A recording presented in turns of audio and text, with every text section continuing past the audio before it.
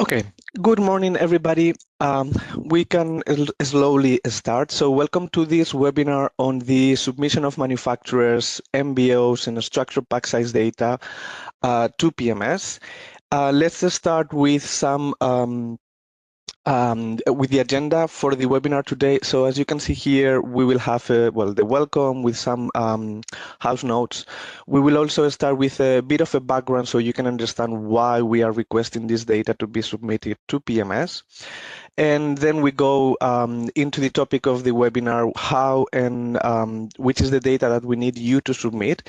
So the submission of structured pack size data, also the submission of manufacturers and MBOs. We have a section, as we did last time in the last webinar, for the submission of packages with some questions that have already been answered. So you can find here the answer, and it will be easy for you also to know what you need to submit, how to submit it, etc. And then we will have around 30 minutes of a Q&A followed by the closing of the webinar. As you already know, this session is going to be recorded, and we will make it available through the EMA Corporate website and also in our YouTube channel. If you want to ask questions, give your feedback, etc., as always, you can use Slido. The interaction with Slido is voluntary, but if you choose to use this tool, then you consent to the processing of your personal data as it is explained in our EMA data privacy statement for a Slido that you can find in this link. Something very important. So I know there are a lot of questions for the manufacturers, which manufacturers to be submitted, for the packages, etc. You have here the QR code to join a Slido. You can also use the hashtag PMS data. Please take into account that we have a limited amount of people that is able to reply to those questions, so we might not be able to reply all of them. Also, I would really appreciate if you check the questions that are in Slido. You can upvote them, but please don't repeat questions that have already been submitted, because this way we will have then more time to reply to different questions.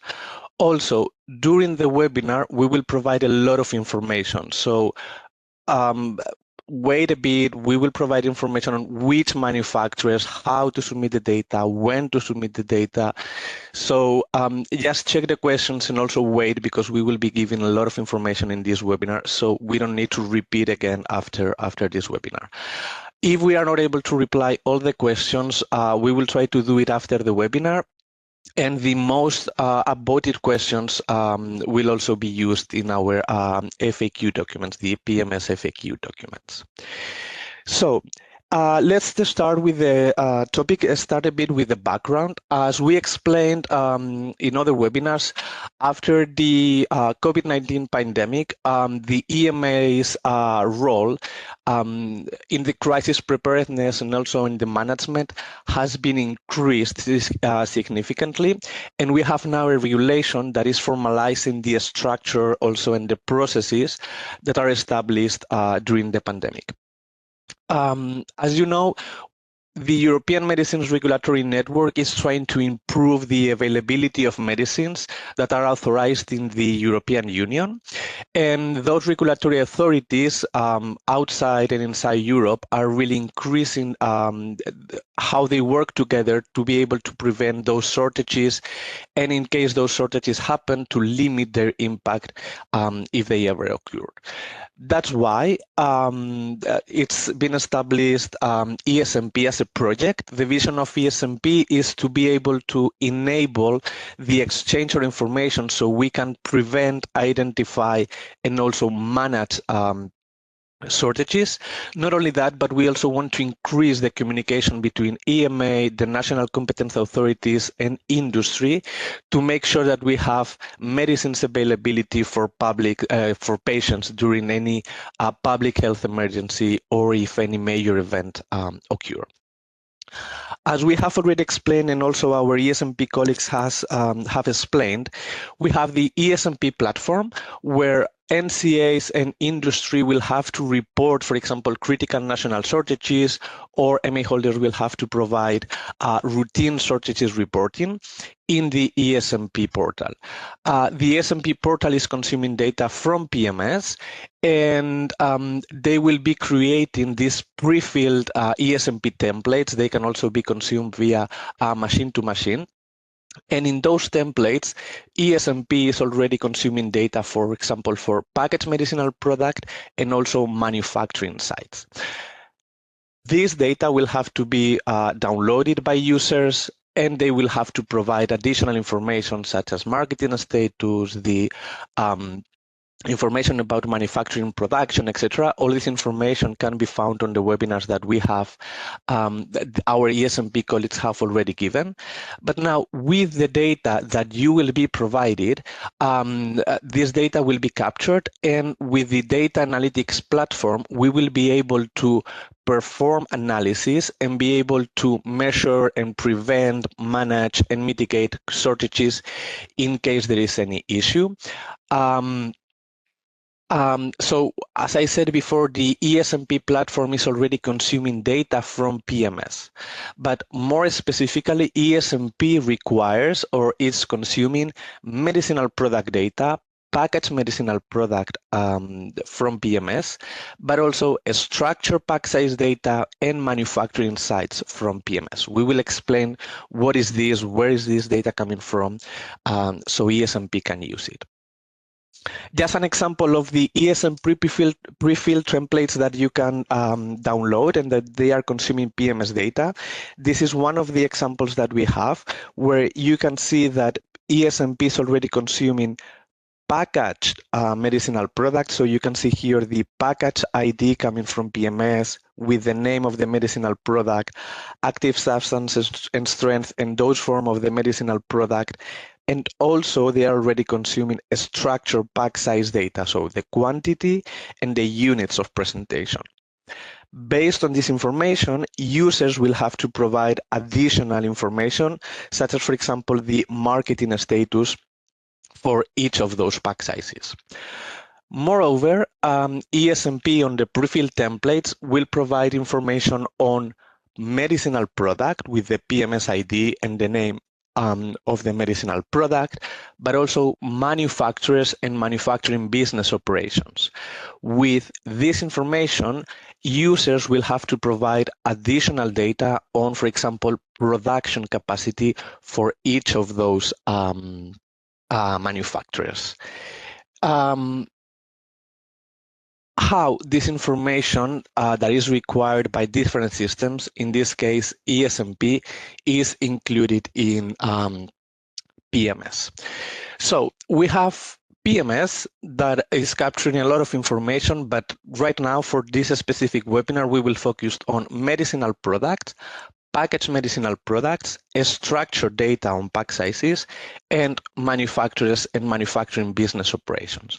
So as we said, different consuming systems, and in this case, ESMP is requiring medicinal product data. How is this information captured by PMS? So as you already know, for caps, this information is consolidated from SciAmed, so the EMA database, and also from XEBMPD. For non-caps, this data is coming only from XEBMPD. You have all the information on how this data is migrated and it's updated through the deltas in the EUIG chapters 7 and 9. So please go there, you can review the business rules, and in case there is any problem, you can report it. Something very important, EXEBMPD business rules still apply. We have not changed anything on XEBMPD, so chapter 3.2 of XEBMPD still applies.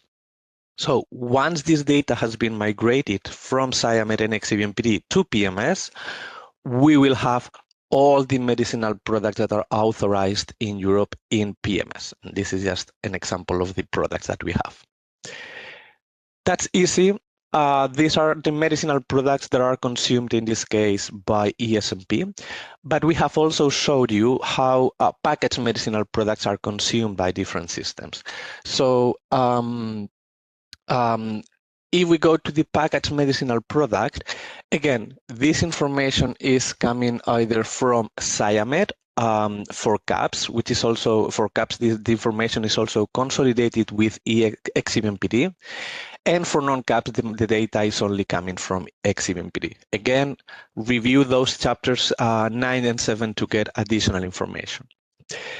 Something very important, if you perform any change to the grouping elements in XBMPD, this will lead to the move of packages from one product to another, or to the creation of new medicinal products.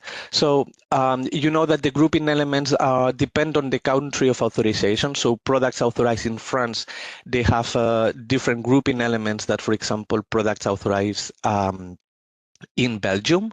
Most of them are using the marketing authorization holder, the authorized dose form, and the active substance and strength. But then depending on the country, we can use the product name, the MA number, or the procedure number. So you have all this information in chapters 7 and 9.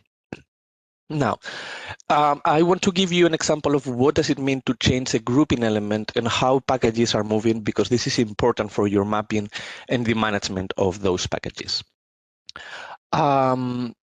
So imagine that we have two EV codes in XBMPD, which they contain the same information on the full product name, the active substance strength, authorized dose form, and MA number.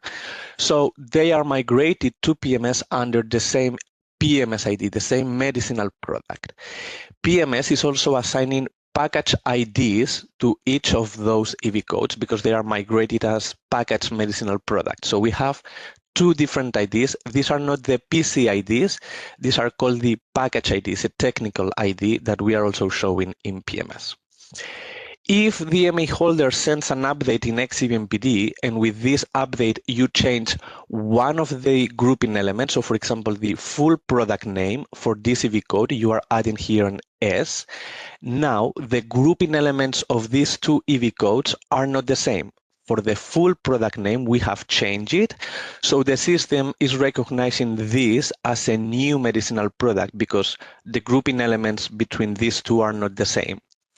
So what the system is doing is creating a new medicinal product with a new PMS ID, but we are keeping the package ID. So what we have done is we have moved this packaged medicinal product from the PMS ID 111 to a new medicinal product 222. But we have kept the technical ID of the package. So the package ID remains unchanged, even if we move the pack size from one medicinal product to the other. Now, what happened if we, for example, we have these medicinal products in PMS, but EMA and the XBMPD validation team validates and corrects this record because we have spotted this mistake. It can be EMA or it can also be the user if they spot this mistake. Then this packaged medicinal product, it belongs now to the same medicinal product as we had before because the grouping elements matches. What we do is we move this package back to the product where it belonged to, and the medicinal product 222 is nullified because it has lost the only package that it had. So now this EV code is now moved back to the PMS ID, keeping again the package ID. So again, we have moved the package, but we have kept the technical ID of the package or the package ID. So as we said, changes performed to the grouping elements in XBMPD could lead to moving of packages from one medicinal product to the other or the creation of new medicinal products. The package ID is kept when we move this from one product to another. So it is very important for you to use these package IDs in your mappings. This package ID is also shown in the ESMP pre-filled templates. So at the beginning of the presentation, in this green Excel where you have to report the marketing status at package level, this ID that you see is this technical ID that I'm talking about. It never changes when we move one package from one product to another. it stays the same, so that's why we are showing this ID. It is also important for you to review the third acknowledgements again, because you will be able to track the changes that are performed by EMA, and also you will be able to agree or disagree with those changes. It is also important that if you are making changes to your product, you should do those changes in bundle. So all the EV codes that belong to the same medicinal product should be updated at the same time. So all these changes are propagated for all the packaged medicinal products. So that's why it's important for you to use these IDs for your mappings and make sure that you don't make changes to these grouping elements to avoid moving packages from one product to another. You only need to do this if the EV code has a data quality issue. You need to submit those changes. Now, after explaining this, we have shown then, okay, we have the medicinal products and then we have the packaged medicinal products in PMS. And this is just an example of a product with different pack sizes that have been migrated, in this case, from XCVMPD. So we have the medicinal products submitted and coming from Sciamed or XCVMPD. We have the packaged medicinal products also coming from Sciamed or XCVMPD. But now we need to talk about the structured data on pack sizes. So, and this is one of the main topics of the webinar. We have explained that we have the packaged medicinal products in PMS. So this was an example of a product with all these EV codes and the packaged medicinal products. Let's take only one of those packages so the explanation can be easier. So for this packaged medicinal product, we have the MA number. In this case is this one. It can be the same for all the packages or different depending on the country. We also have the package description that is coming, in this case, it's a non-cap, so it's coming from XCVMPD. But what's the problem? The problem is that the package description is a free text field.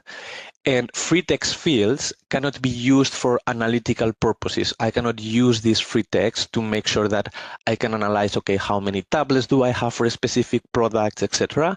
It cannot be used. That's why the structured data on pack sizes is required by ESMP, because then in the data analytics platform, they will be using this data to be able to perform their analysis. This, what we call the structured data on pack sizes, is captured in EUIG Chapter 2 as pack size, is section 4.4 in the current version of Chapter 2. We will be updating this chapter, but it's right now is captured in this section. So, what's the definition of the pack size? The definition as captured in Chapter 2 is the total number of units of the manufactured item or packaged item, and it's represented by the unit of presentation. The format of this specific field is a numeric value and also a unit that is coming from the RMS list units of presentation. And also, as explained in Chapter 2, this field is repeatable. Okay, this is the definition. This is what we have in Chapter 2, but it makes more sense if we explain this this specific value or term with examples. So let's explain how the structured data on pack sizes is submitted depending on the type of product or the type of manufactured item or packaged items that we have in our product. We can have medicinal products with only one pharmaceutical product. So this pack size shall be submitted with the unit of presentation of the manufactured item or the packaged item. What does it mean? It means that if I have only one manufactured item, in this case, I only have tablets, I need to include in PMS the quantity and also the unit of presentation. In this case is tablet. So it's for products where I only have one specific manufactured item. I can also have products where I have multiple pharmaceutical products. So for example, I can have tablets and a cream. So in this case, the pack size shall be differentiated and it has to be repeated by manufactured item or package item. One example is when I have multiple manufactured items or package items. So for example, in this case, I have a tube with a cream and then I have a blister with tablets. In this case, the pack size has to be submitted as the units of presentation of the tablets and the total amount of tablets that I have for this specific pack size, and then the tube, because this is the unit of presentation of the other manufactured item. So in this case, this pack size is repeatable. I need to submit two of them, one for the tablets and the other one for the tube.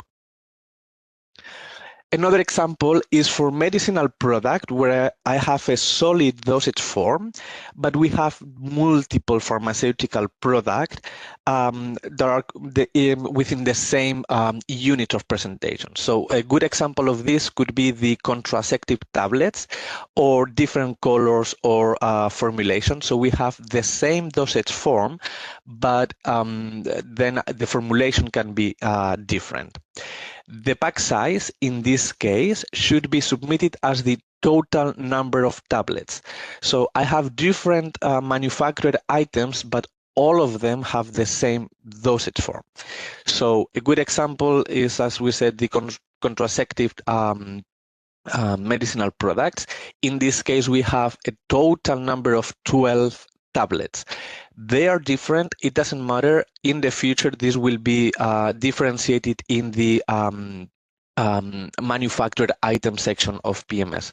But right now, the pack size of the medicinal product is the combination of all of them.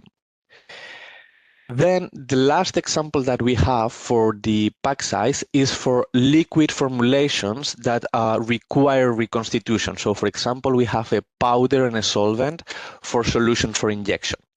In this case, we need to differentiate the unit of presentation.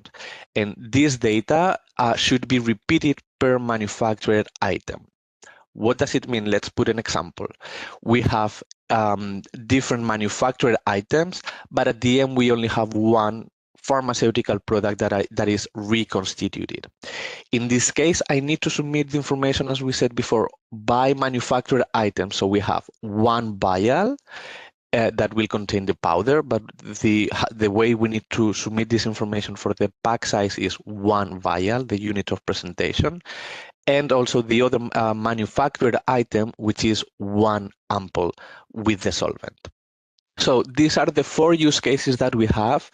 You have more information on the definition of the pack size, examples on how this data has to be submitted depending on the type of the medicinal product in chapters 2 and chapter 8 of the EUIG.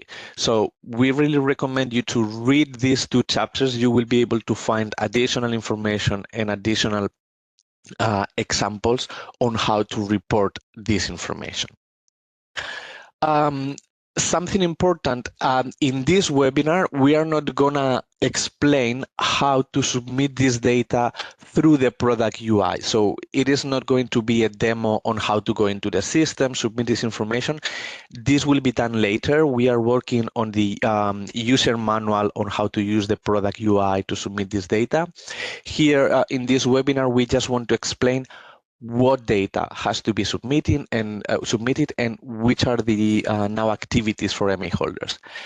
But just so you can see how the data should be submitted in the product UI for the specific packaged medicinal product. You will be able to add the structured pack size data, so the quantity and the units of presentation. You will be able to select from the RMS list unit of presentation the term that you want, and then the quantity. So, which are the requirements for applicants in relation to the structured data on pack sizes? For CAPS, this data is already present in PMS. It is migrated from SciAmed, so there is no need to provide this information to PMS. What you need to do is review this data, and in case there is any mistake, then you can raise a ticket in service desk.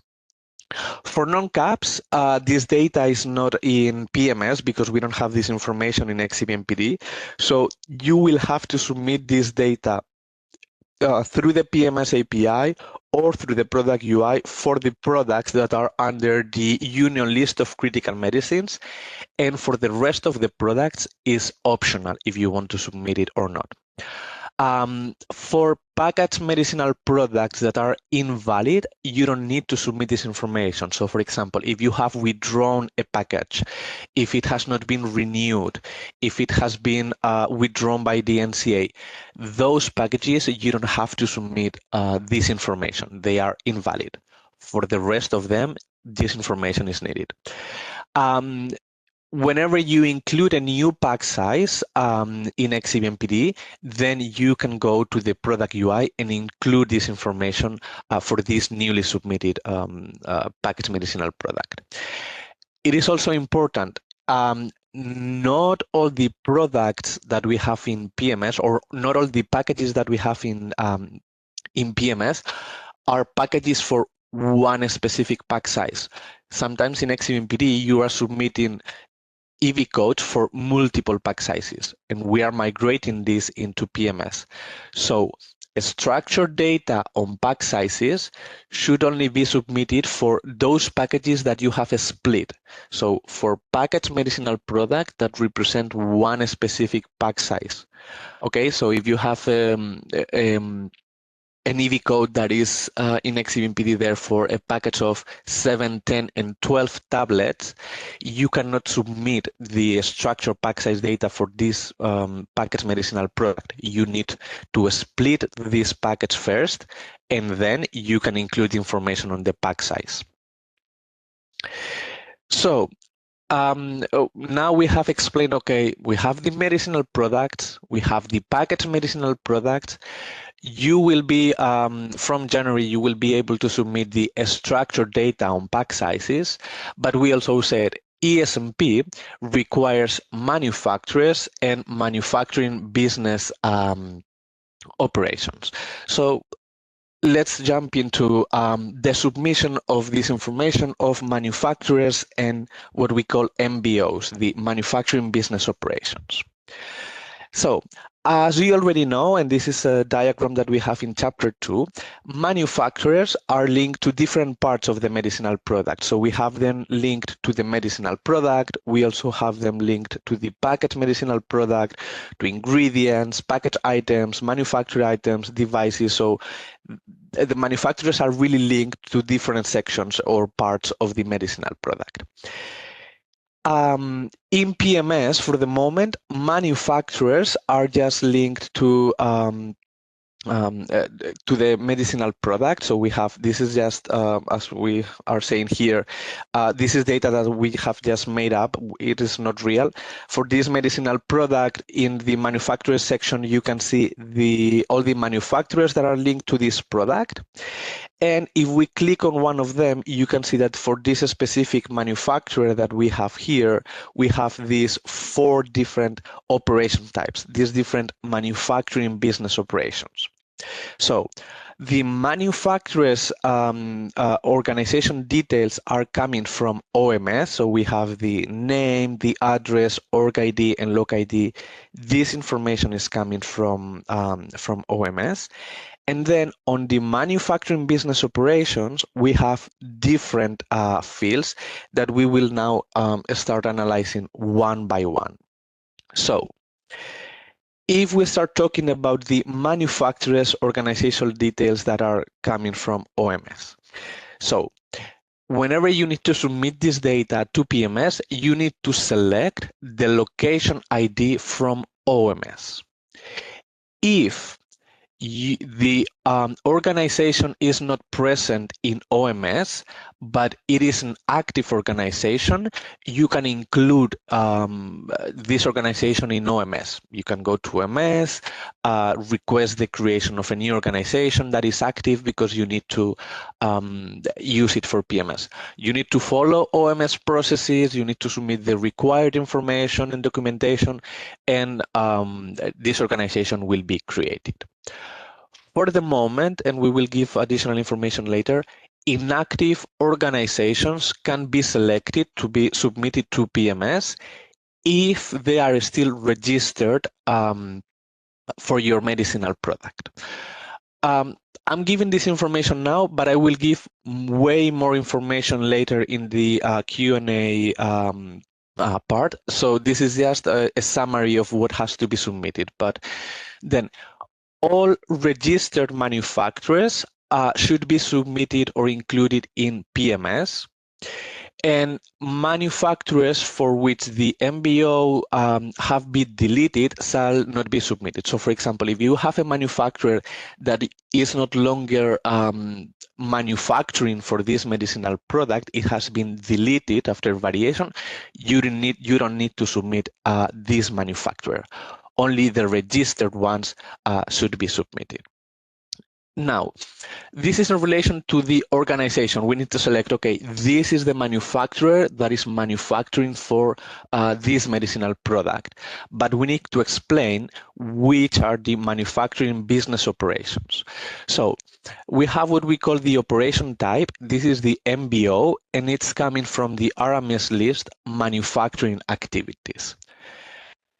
For, in this case, sorry, it's a typo, for non-caps, the same manufacturers and same MBOs as the ones that you are reporting in the EAF shall be provided to PMS. I repeat, and I will then give more information on that. For non-caps, the same manufacturers and same MBOs, manufacturing business operations, as the ones that you are reporting in the EAF shall be provided to PMS. Now, we need to also include the MBO start date. So when the manufacturing business operation, this business operation is approved. We have received a couple of comments that for legacy products, finding this information is very difficult.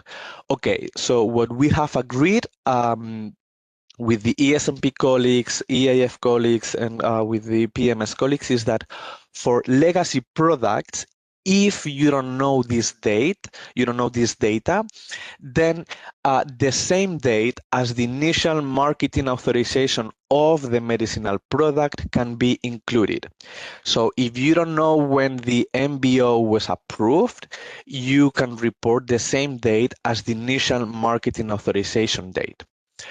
This is for legacy products. For new products that are authorized from January 2025, and also for legacy products where you know this data, then you need to submit accurate information. Okay, we are allowing the submission of this the initial marketing authorization date only for legacy products, very old products that you might not know, or it's a lot of effort to get this information.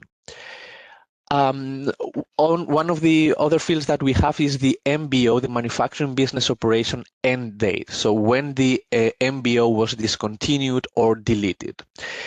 In this case, you only need to include this date, if the activity is deleted from the specific manufacturing business operation. So I don't know, we have a manufacturer that is the batch releaser, but I submit a variation because I want to delete this manufacturing business operation. Then you need to update PMS and include the MBO end date because you have deleted this manufacturing business operation. You don't need to remove the MBO. You need to update this date because that way we know, okay, this manufacturer was performing this manufacturing business operation, but now it has stopped. Okay, so for historic purposes, you need to include this information. The next field that we have is the confidentiality. So which is the level of confidentiality of the manufacturing business operation. You need to say if this MBO is public or confidential. There are only two MBOs that are public, is the batch releaser and the manufacturer of the biological active substance. These are public, the rest of them are confidential. The other field is the reference number. So you need to include here the reference number of the authorization. So for example, the MIA number. It is not mandatory, it's not a mandatory field, but it is highly recommended for manufacturers that are authorized from next year. And also, if you know this information for legacy products, it is very welcome if you can submit this information, to fulfill additional data in PMS. Sorry, also, yes. Some users have issues in seeing your screen. So from my side, I can see it, but I just wanted to have a test. Maybe I can try to share and see and attendees, please write in the Slido if you can see my screen, or if it's. I can stop sharing if not, and share it again, maybe. Yeah. Otherwise, let's try. Let's try that. Okay. Let me. Yeah, I can. Okay, I'm sharing again. Okay.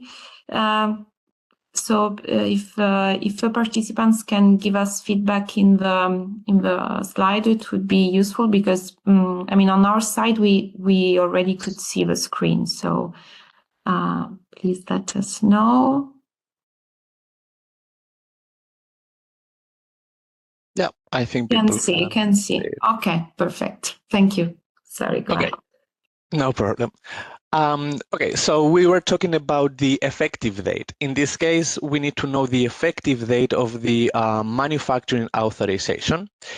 So this is the same as the reference number. It is not mandatory, but it is highly recommended for new manufacturers that are authorized as the 1st of January next year, and also for legacy products if you have this information. And then last but not least, you have the agency who is responsible for issuing this authorization.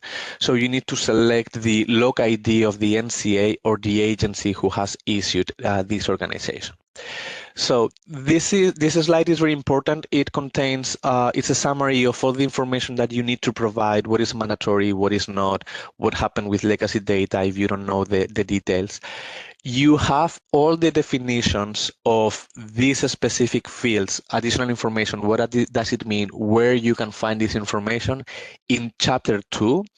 And also in Chapter 8, you have examples on how to, how this data would look like depending on the product, the manufacturer, etc. So we really recommend you to go to these chapters, have a look and read, because you get additional information there. So how this data is submitted, for example, in the product UI, you will be able to add a manufacturer here. So first of all, what you need to do is you need to select which is the organization that you want to include. You will have, this is connected to OMS, and you will be able to search by the different fields that you can see here. So the organization name, the address, org ID, log ID, etc. Once you have selected the organization, you can see here, okay, this is the organization, the manufacturer that I have included. And now you need to include the manufacturing operations, the MBOs. You will have a window like this where you will be able to include all the information. So a start date, end date, the confidential indicator, the regulatory agency. When you go to include the operation type, we will have a link to the RMS list, the manufacturing activities. So if we focus now on this screen, you will be able to see the short RMS names that we have in this list. we are already working on this. We will improve the short names from this RMS list to reflect additional information. So we want to make sure that in the short name we have the description, okay, this is the business operation for the active substance or for the finished product, etc. So whenever you come here and you need to select the manufacturing business operation, you will be able to see the correct one and select it. The list of manufacturing business operation is taking into account not only the ESMP requirements, but also the EAF requirements. So for non-caps, and this is why we are requesting you to submit the data as the data that you are providing in EAF. So we will capture this data in PMS, and whenever EAF is ready to perform structured changes, you will already have this information in PMS. So the same data that you are providing in EAF will be in PMS, and therefore the web-based EAF will display this information, and at some point you will be able to start doing structured data on manufacturers. I will provide still additional information on this later in the Q&A, but the list of operations and additional information will be available in what we call Annex 2 of the EUIG Chapter 3 that we are planning to release soon. We are just making the final reviews with the SMEs. So before the end of the year, for sure, this Chapter 3 will be released with all this information, but you still have a lot of information here. So once I have submitted all this information in PMS, I will have, okay, this is my manufacturer, this is the log ID, the organization ID, and this is the operation type with the different fields that I have included and I have reported. So, which are the requirements for applicants in relation to the submission of manufacturers and MBOs? So, for CAPS, you need to review the manufacturer's details that have been migrated from SciAmed. You can use the dynamic report that is called manufacturing operations in the product UI, and you don't need to submit additional information to PMS. If you find any mistake on PMS, you can raise a ticket so we can contact our SciAmed colleagues. They can check if in fact there is an issue or there is a mistake with any of the manufacturers or MBOs, and we will solve it. Also, now is the moment where you will be able to see changes that are performed live in SciAmed. So as soon as a variation is approved for a manufacturer or an MBO, PMS will be updated. So you will be able to see also those changes and confirm that those changes have been done correctly. For non-caps, on the other side, you will have to gather the information on the manufacturers and the MBOs. You have to submit this data through the PMS API or the product UI. And importantly, you need to keep this data up to date in case of changes. So if you delete an MBO for a specific manufacturer, or if you delete a complete manufacturer and all its MBOs, then you also need to keep this data updated in PMS. So we have explained, okay, we have the medicinal products, we have the packaged medicinal products, the structured data on pack sizes, and the manufacturers and MBOs. But we also have a new use case, let's say, for the data carrier identifiers. So the use case that we have identified is that we want to connect PMS and EPI.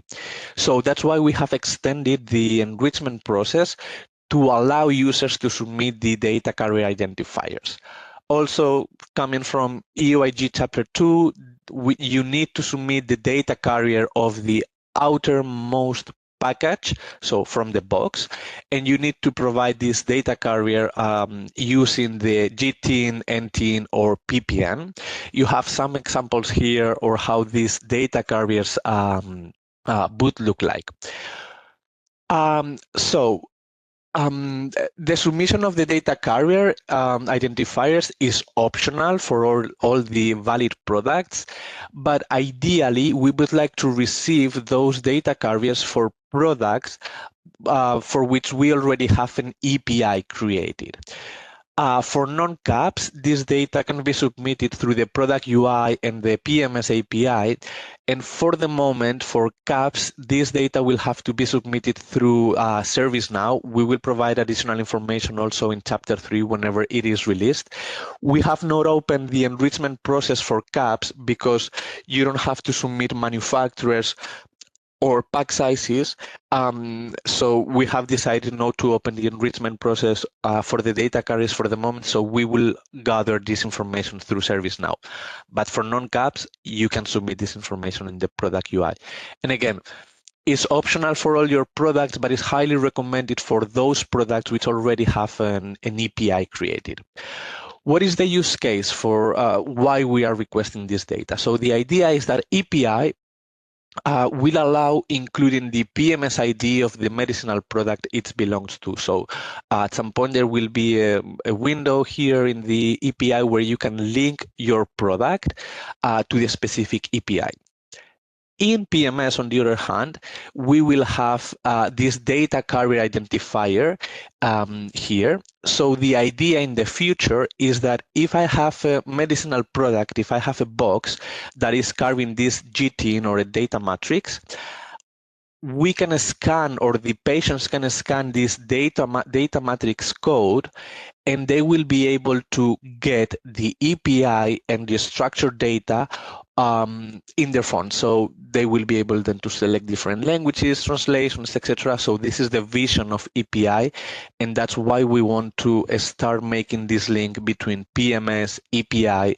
So with this use case here, patients will be able to access the API and structured product data. So coming to the end of the webinar, we have some questions that we have gathered thanks to the PMS SMEs that have been gathering different questions from industry, and we are trying to address those questions here. So let's start with some basic questions. Is the enrichment of manufacturers required at all levels of the product, so at the packaged medicinal product, the ingredient level, or it's only needed at medicinal product level? So manufacturers and MBOs will only have to be submitted at the level of the medicinal product, so only at the level of the medicinal product.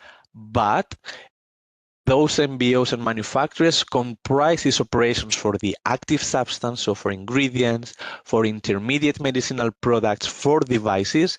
The only thing is that we are submitting this for the moment at the medicinal product level. Then in the future, whenever the enrichment process is fully implemented, you will be able to do the link between those manufacturing and business operations to the specific package, or to the specific ingredient, or to the specific medical device. But right now, they will only be captured at at medicinal product level. So another question that we received is, do we need to submit only the manufacturers that are actively used, or all registered ones?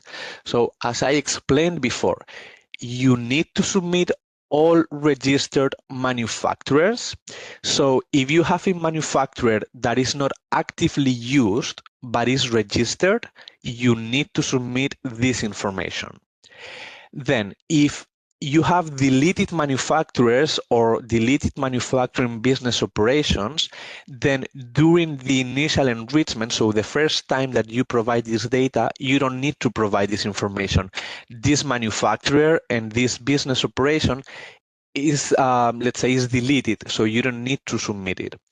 Then, if you have submitted a registered manufacturer or a registered manufacturing business operation, and through the life cycle of the medicinal product is deleted, so you send a variation to delete a manufacturer or a manufacturing business operation, then you need to update PMS. You need to include the end date on the manufacturing business operation. You don't have to remove the manufacturer or the manufacturing business operation. You need to update the end date. You only delete things if they were included there by mistake. Okay? The next question is, can inactive organizations be selected when submitting manufacturers to PMS? So as you know, in OMS, we have active and inactive organizations, and our PMS SMEs, they made a requirement that for the moment, inactive organizations from OMS can be selected or can be chosen as manufacturers. So for the moment, you can select inactive organizations as manufacturers. We will then perform a further analysis and we will check, okay, why these companies are inactive, if they should be inactivated or not. But for the moment, as a requirement that we received from our PMS SMEs, inactive organizations can be selected in PMS. We have talked only about the product UI, or at least I have shown you the product UI because I think it's important you see an example, okay, how the data is submitted, etc. But there is a question then when the right PMS API will be available to enrich product data. So we are already working on this right PMS API. We are working on some documentation that is going to be released before the end of the year. So MA holders and software vendors can prepare to access this right API. The thing is, once we have released this information, we will gather some feedback, but MA holders and software vendors need to integrate their RIM solutions with the PMS API so they can exchange and they can write data into PMS. We will need to perform a test in UAT, so a UAT with different vendors and MA holders at the beginning of 2025 before we are able to release a date when we will have this into production. So we need to give time to the developers to develop their systems so then we can test the right API. And once we have a positive UAT, then we can announce a date for the release in production. Then something also very important, which are the timelines to submit and maintain this enriched data? Here I have drawn a diagram. So imagine that you have submitted all your manufacturers, the MBOs, the pack sizes, and sorry, the structured data on pack sizes for your products under the union list of critical medicines. You need to do this for all these products under the union list of critical medicines before December 2025. You submit this by February, for example. So now you need to maintain this information. So if there is a variation that has been approved by the competent authority, you need to check, okay, is there any XBMPD data that is impacted? If it's impacted, you have 30 days to submit this update into XBMPD as usual. After the variation is approved, impacting XBMPD data, you have 30 calendar days to submit this data. Now, this variation is not impacting XBMPD fields, but does it impact manufacturers or MBOs? If so, you should submit this information to PMS within the 30 calendar days, so same timelines as XBMPD. Now, it is not a variation, but it's a new product or a new pack size that has been authorized by the competent authority. Then you need to submit this new product or new pack size to XBMPD within the 15 calendar days. And you should also update within these 50 calendar days PMS with the same information. So you need to provide the pack size. In the case of the manufacturers, if it's a new pack size, you don't need to provide that because we already have at the level of the product. But if it's a new product, then you would need to include the manufacturers and manufacturing business operations in PMS. We understand that for some companies, this might be they need to prepare. They might not have access to the PMS API, so the amount of data to be submitted might be a lot. So for the time being, EMA accepts that PMS is updated on a monthly basis. So for example, you have new products that has been authorized, you can gather all the information, and then once a month, you can update PMS data. Like, okay, let me see how many variations I have had for manufacturers or new products or new packages, and I update this information. That is for the time being. Whenever EAF starts using the structured data on pack sizes, if you want to have correct data and you want to use it, you might need to submit this information earlier, and then we will review the timelines and we will explain what to do. That is for PMS data again. XEMPD has not changed. You still have 15 calendar days for new products and new packages, or 30 calendar days for updates. So again, we are okay if you don't update PMS immediately, because we know that companies, they have to improve, implement their processes to enrich the data, to processes for variations, etc. That is fine. XMPD, business rules, and the Article 57 is still in place, and we are not changing those. The next question is, for legacy products, the manufacturing start date might not be known. So how do we fill this data? So as I explained, for legacy products, if you don't know this date, then you can use the initial MA approval date. But for new products, you know this information, so the correct date shall be submitted. It's only for legacy products where we accept this information to be provided. Will the enrichment process allow the bulk update? Yes, we will allow the bulk update. So for the MVP of the product UI, we will not allow this bulk update. The MVP, you will be able to only provide this information product by product, but we are already working on the implementation of the bulk update, and the idea is to be able to release this functionality short after the go live of the MVP. So by the end of Q1, I think it will be end of Q1 or at latest beginning of Q2, the bulk update will be available in the product UI.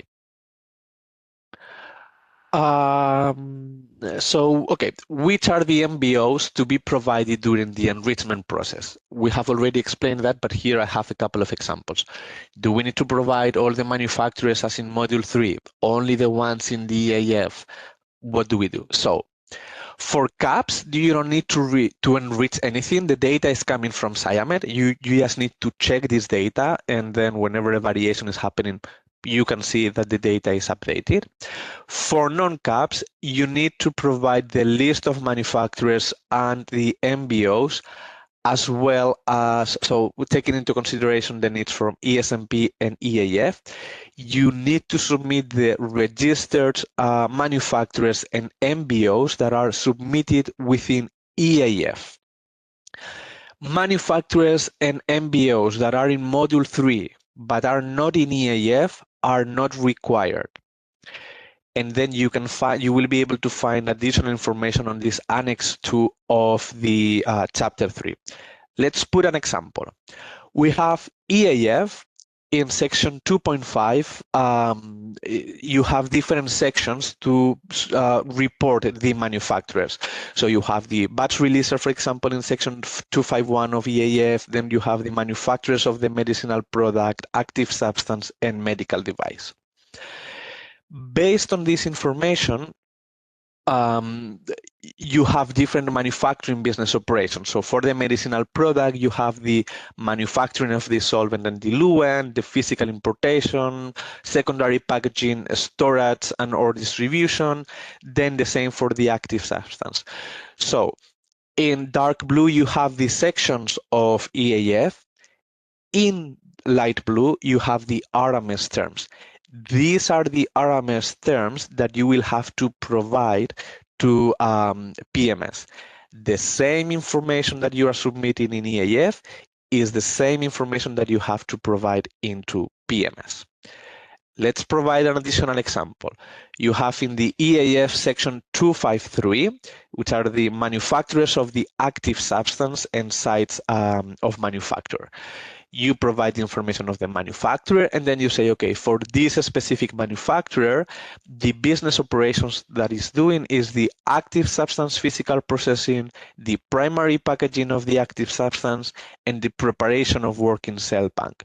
So you will have to go to PMS and you will have to say, okay, for the manufacturing business operation, I need to include the active substance physical processing, same as this one, the primary packaging of the active substance, same as this one, and the preparation of the working cell bank, same as this one.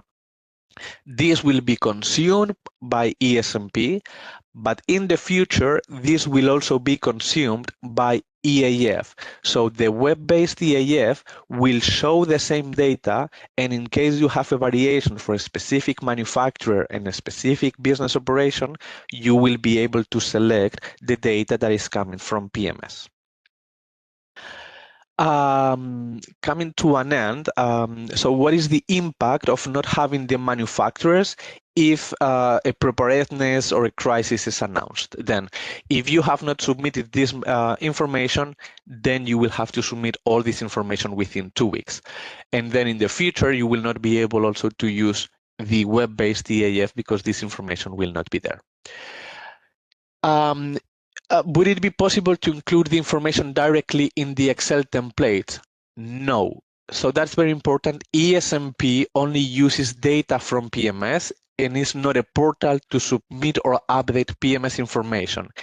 If you make any change on the ESMP templates on the PMS data, ESMP will not consider these changes. So you can only make those changes in PMS. Where can I find all this information? So we will release chapter 3 with this updated information. We will do it before the end of the year, and we will also update the PMS Q&A document with questions related to this topic. The access to the ESMP portal. Will Iris and PML administrator grant access to for the go live? The answer is no. So ESMP has its own process for assigning ESMP administrator and user roles. It's separately from Iris, and you have the ESMP FAQ document. You can have a link. You have the link here, so please go and check the process for this. Then are the requirements to support ESMP also applicable for products registered in UK Northern Ireland? The answer is no. ESMP is not including Northern Ireland for the needs of shortage management. So the submission of this data, the enrichment process for these products is for the moment not needed because ESMP is not using this data.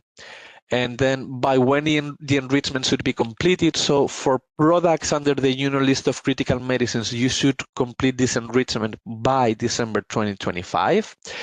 And then once these products are enriched, you need to also maintain this information.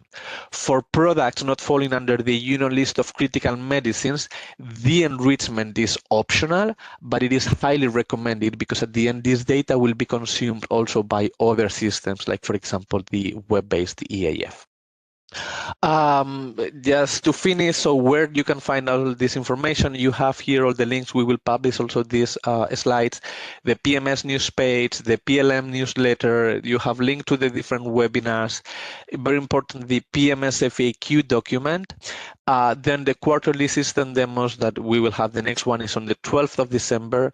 And then you also have the PMS web page where you can find the UIG implementation guides, the PMS overview, etc. Here you will have the QR code to subscribe to the PLM newsletter that we release quarterly. The next one will be released mid of January next year. You also have a link here if you want to register, because then you get updates and everything that is related to PLM. Then we also leave here the product UI training materials. Veronica is already working on the user manual also for the enrichment process. So you will have access to all this information here, so you can come later and check this information. And with this, we come to the end of the explanation. We have a bit more than 20 minutes for the Q&A. So I think, Katerina, back to you. We can show the questions from Slido. Thank you, Marcos. So I'll share my screen.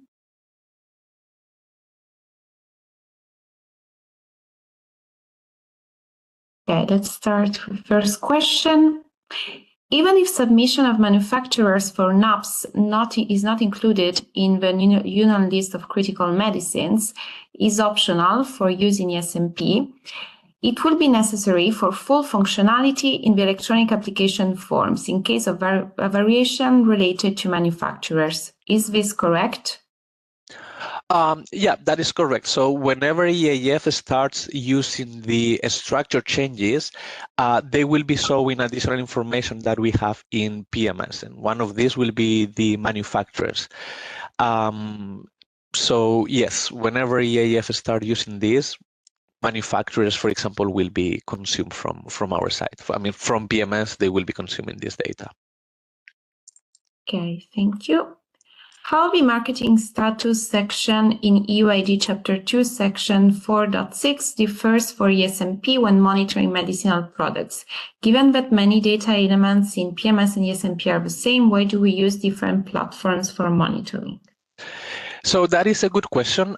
For the moment, so for CAPS, you know that marketing status is managed or submitted in IRIS, and for non-CAPS, it will be submitted through ESMP. For the moment, we will not be consuming this data, so PMS will not take this data. In fact, we have a user story for next year to remove this section from PMS, so there is no confusion on why this data is there. And we will have a discussion internally on which is the best way to provide this information. If we still keep IRIS and ESMP, or if we use PMS, there will be a discussion. So for the moment, ESMP will be consuming this data from IRIS for CAPS and from their templates for non-CAPS. And this data from PMS, as we are not getting this data, it will not be consumed from us. So we will discuss what we do in the next years for the marketing status. Thank you. Is VMA planning to quality check the manufacturer's MBO and the related structure data elements for NAPs, and how? Which sources? Yeah, so this topic was discussed, it has been discussed throughout the years when we started the discussion on, okay, we need to start receiving data for non-CAPS.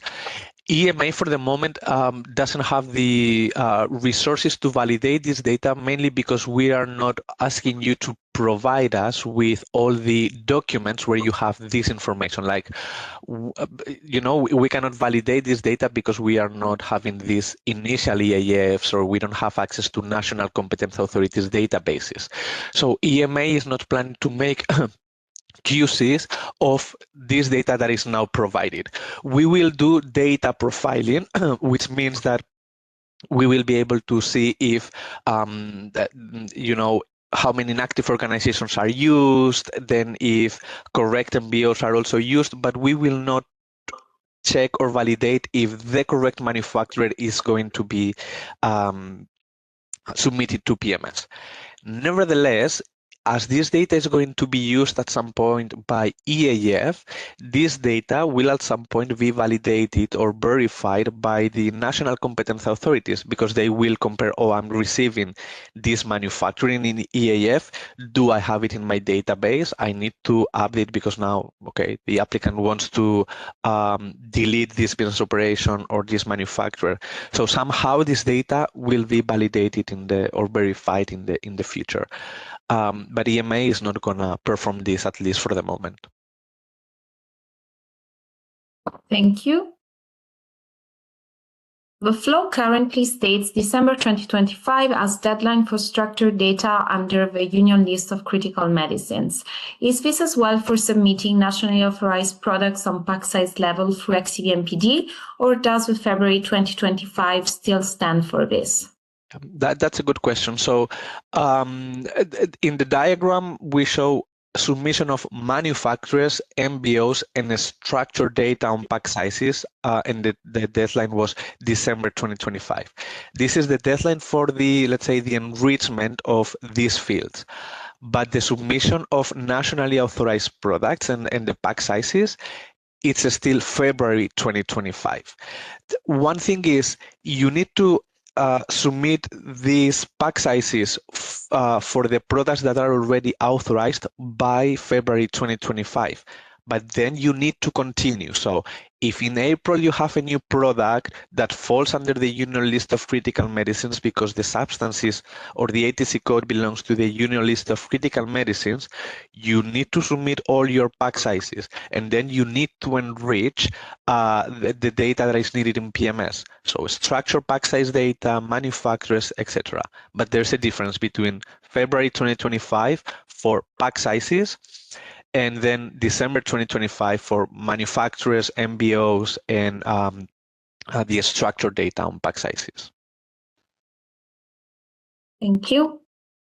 What should we put as previous EV code in case the original AMP will want to be split per pack size has this value filled in, not empty? Please answer for two cases, update and insert. You need to put the same as the original. So you need to submit kind of a duplicate, and yeah, either update or an insert. You need to put the same as the EV code that you are splitting, because this way we have the traceability and we can say, okay, this new insert is coming from the previous EV code. The previous EV code had, I don't know, 5 pack sizes, and now we know that this has been splitted in 5 different EV codes. So you need to mimic and duplicate the original EV code. Okay, how long VMH are supposed to update both XCVMPD plus PMS databases? So I don't have an answer to this question. Please also take into account that you are updating 2 different databases, but for different fields and different data. So in one database in XCVMPD, you are submitting the, let's say, main data and most of the data, and then you go to PMS to update specific fields. We know that is not ideal, and we would love to have only submissions to PMS. That is why EMA is already working on the analysis of the strategy on how to decommission XCVMPD submissions, so we only allow PMS submissions. This is under analysis, this is under discussion, it is complex, and we don't have an answer yet on when we will decommission XCVMPD submissions and allow only PMS. So I'm sorry, but I don't have an answer for this question. How to state pack size for a solution that has the strength in milligrams, milliliters, and has the pack sizes in 1 per 5 milliliters and 1 per 10 milliliters. You cannot state both these as one vial. Must not units of measurement be used sometimes instead of units of presentation? No. So it is very clear. Pack size is a numeric value and the unit of presentation of the manufactured item. So in this case, it would be a vial if you only have a vial, if the manufactured item is a vial. Or if you are manufacturing 2 vials, then it will be 2 vials. That depends on the product. Then in the future, you need to explain what this manufactured item contains. And then inside the manufactured item, which is 1 vial, you will be able to say, okay, it's 5 milliliters. And this is inside the manufactured item. Or you will say, okay, 10 milliliters. But the pack size is based on the unit of presentation. So in this case, it will be an ampoule, a vial, etc. I would need additional information. Okay, how is this product manufacturer, if there are two vials, or depending on it might depend on the solvent. If you put 5 milliliters or 10 milliliters, it depends. You really need to analyze case by case. But in this case, maybe it's one. I don't know. I would need more information. Please review Chapter 2, Chapter 8. You have a lot of examples. And if still you have questions, you can raise a question in service now, and we can try to solve to help you. Thank you. Will the submission of the pack sizes for the rest of the products not included in the Union list of critical medicines stay optional? So for the moment, it is still optional. It is highly recommended because at some point what we are doing is trying to have a very accurate information in PMS so it can be consumed by other systems. For the moment, we don't have any other use case where we require this information. So for the moment, it's still optional. I cannot promise that next year there will come a new use case and we will start, requesting this information. But right now it is optional, but is recommended. So it's up to the applicant how they want to submit this data. Okay. About structured pack size data, how can we differentiate bottles or tube having different quantity inside that are under the same marketing authorization? Yeah, so this is again, inside the manufactured item, you will be able in the future to differentiate between a bottle of 120 and a bottle of 240. Because, okay, for the different pack sizes you can have, this is one bottle of 120 milliliters, and for a different pack size, the bottle is of 240 milliliters. The unit of presentation is one bottle. In the future, you will be able to say, okay, for this pack size is one bottle of 120, and for the other pack size is one bottle of 240, because you will be making links through the manufactured items. For the moment, this data is not required. We only require the unit of presentation, which is the bottle. So you don't have to differentiate it. It will be done in the future whenever we start requesting additional information through the manufactured item and the package components. Okay. By when does industry need to update the manufacturer information and pack size? Are there differences between ESMP and non-ESMP? Okay, well, I think I have already replied to this. So manufacturer and pack size by December for the Union list of critical medicines. For the rest is optional and highly recommended. Question about manufacturers' identifiers in OMS. Will all USA-based manufacturers' IDs be added to OMS with their specific FDA ID when relevant for products approved in the European Union? Well, that's a question for OMS, I would say, but I think in OMS you have the log ID and the OMS ID. You might have some additional information in OMS, I'm not sure, but what I'm sure is that you need to, in PMS, you need to submit the log ID of OMS. We can try to check with Deborah about this and then reply in a Slido and maybe also in the PMS Q&A document, because I really am not sure about that, so we can take maybe this data. Marcos, for your information, I have already shared this question with Deborah, so as soon as she comes back to us, there are a few more questions for our reply round. Yeah. Thank you. We can update this. We can include maybe this question on the Q&A document. Thank you. In XCVMPD, we worked with the principle of one EV headquarter for multiple MAHs affiliates. Is there the same approach for PMS right access, or do we need specific roles for each individual MAH? No, so in PMS, we don't have this hierarchy of headquarters, affiliates, virtual affiliates, things like that. We just work based on org ID. So you will need to request your access based on the org ID, and then all the locations and probably different ME holders under this organization ID, you will get access for all of them. So if you have you need to request access for different organizations. You need to do this through IAM, and then you will get access to all the locations. But we don't have this thing of headquarter affiliates. We don't have such a thing. Thank you. For manufacturer data, can you clarify if actions are mandatory for all products, so caps and non-caps? In your webinar for non-cap enrichment of manufacturer data, it was mandatory only for Union List of Critical Medicines products. Unclear what is mandatory for who. Okay, so all this information that I have provided in this webinar on manufacturers, MBOs, the structured pack size data, it is mandatory for products under the Union List of Critical Medicines.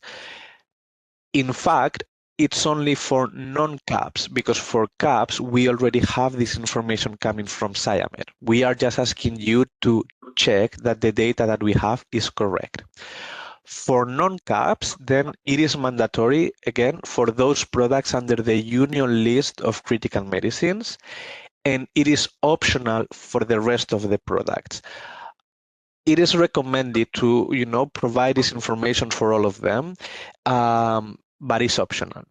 Mandatory for the ones under the Union List of Critical Medicine. So maybe I can spend here one more minute.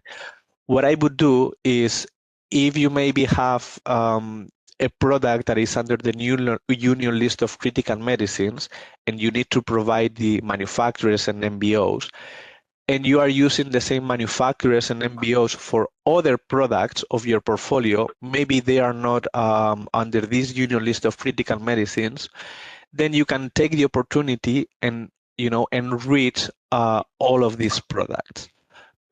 It could be a good practice. You already have this information there. You can then maintain it. But as you are already submitting some data for one product where it is mandatory, maybe you can also do it for other products of your portfolio. Okay, thank you.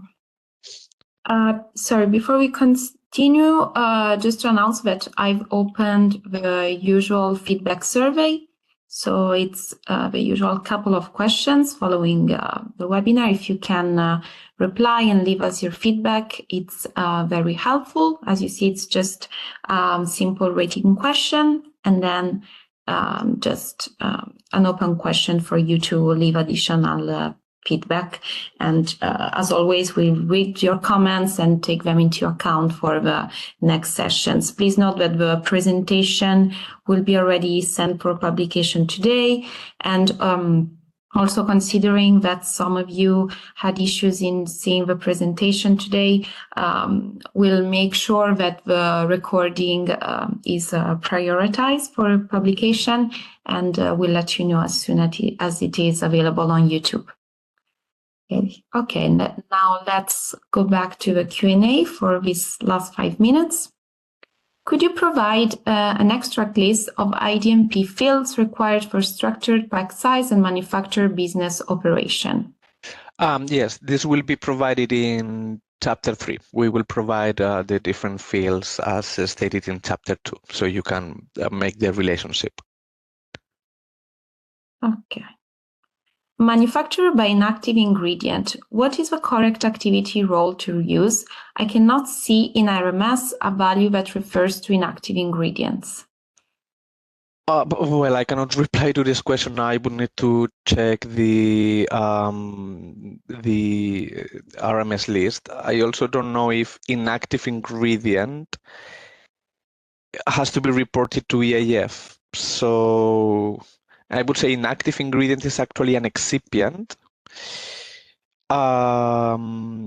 And I think we don't report this in EAF, but I would need to check because I don't know the list by heart. So I will review, we can check, and we can reply in a slide or two to this question as well. Okay, so let me leave it as open. In the future, when we submit new manufacturers, can we select them in EAF and add them in PMS after the end of procedure, or we need to include them first in PMS to be able to select in EAF? If we can select in EAF, will it appear in PMS?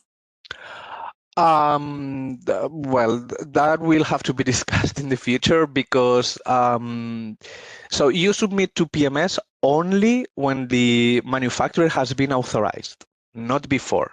So only when the manufacturing is authorized, you submit it. Then, whenever EAF starts consuming our data and whenever they start using these structure changes, etc., we will explain how to use it, because for the moment we are just developing this. So we cannot provide additional information here also. So yeah, I'm sorry, I cannot, we are working on this process on how to do it, but important, only submit things to PMS when they are authorized, when they have been approved. Maybe I can jump a second, yeah. Because there is, colleagues, this was one of the topics that gathered attention at several conferences.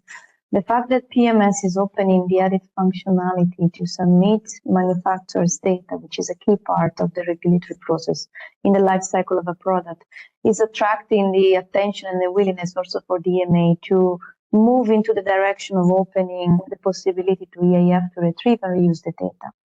Just a clarification, as Marcos mentioned, the data in PMS must be the authorized one. So for the moment, you can submit only the ones that have been authorized as part of your product in the life cycle and keep them up to date. In parallel, we will be starting considering how much the EAF team can start reusing this data.